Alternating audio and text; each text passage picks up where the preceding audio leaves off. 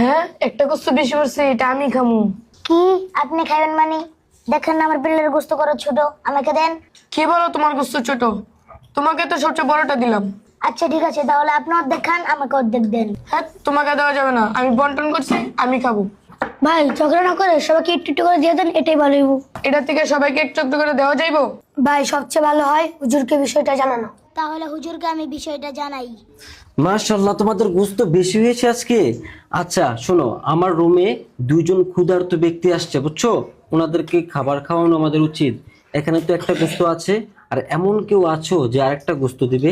হুজুর তাহলে আপনি আমার গোস্তটা নিয়ে নেন। তোমার গোস্ত দিয়ে দিলে তুমি কি দিয়ে খাবা? হুজুর একদিন গোস্ত না খেলে কিছু হবে না, ওনাদেরকে দিয়ে দেন। মাশাআল্লাহ, আমি খুবই মুগ্ধ হয়েছি।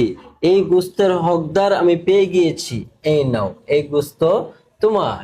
ওদের এটা কি হইলো? এটা কিছুই হয়নি, উপযুক্ত ব্যক্তির কাছে গোস্ত চলে গেছে।